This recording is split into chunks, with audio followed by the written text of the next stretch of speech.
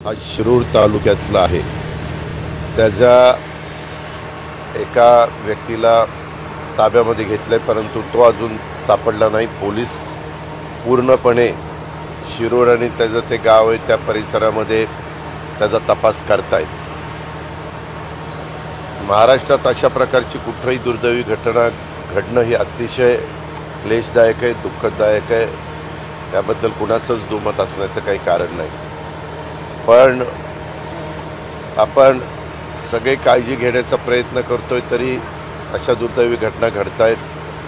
सीसीटीव्हीच्या सगळ्या बारकाईनं पोलिसांना त्याची पाहणी करायला सांगितलेली आहे। तिथं सीसीटीव्हीमध्ये प्रवासी पण दिसतात, कारण तसं स्वारगेट तुम्हालाही सगळ्यांना माहिती आहे की स्वारगेट असेल किंवा शिवाजीनगर असेल, दोन्ही बस स्थानकं वर्दळीची असतात। असे भरपूर मोठ्या प्रमाणावर तिथनं बसेस महाराष्ट्रातल्या वेगवेगळ्या भागामध्ये जात आहेत आणि त्यांना पूर्ण सूचना देण्यात आलेली की काही करून तो आरोपी सापडला पाहिजे, त्याला पार फाशीची शिक्षा त्या ठिकाणी झाली पाहिजे।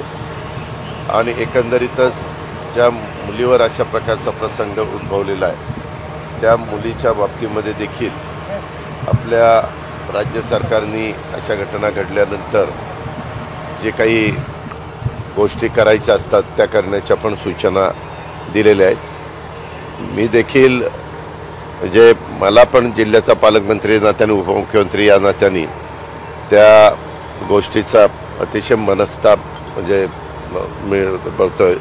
सुसंस्कृत महाराष्ट्राला आणि त्याचा म्हणजे पोलिसांना तिथं जवळ पोलीस चौकी पण आहे, सगळ्याच गोष्टी आहेत। तो मुलगा ताब्यात आल्यानंतर सगळ्या गोष्टी त्याच्या संदर्भामधल्या ताबडतोब त्याच्यावर कशी कारवाई करायची, काय करायची, कसं फास्ट ट्रॅक कोर्ट तिथं नेमायचं, तो लवकर कसा केस चालेल ह्याबद्दल सगळी काही खबरदारी मुख्यमंत्री स्वतः घेत आहेत। त्यांनी पण त्याच्यामध्ये लक्ष घातलेलं आहे। त्यांनी पण काय सूचना द्यायच्या त्या दिलेल्या आहेत आणि मुरली मोहोळ जे असतील किंवा बाकीचे सगळे सहकारी असतील, सगळ्यांनीच त्या संदर्भामध्ये फार गांभीर्याने, गंभीरतेने ही सगळी मॅटर घेतलेली आहे।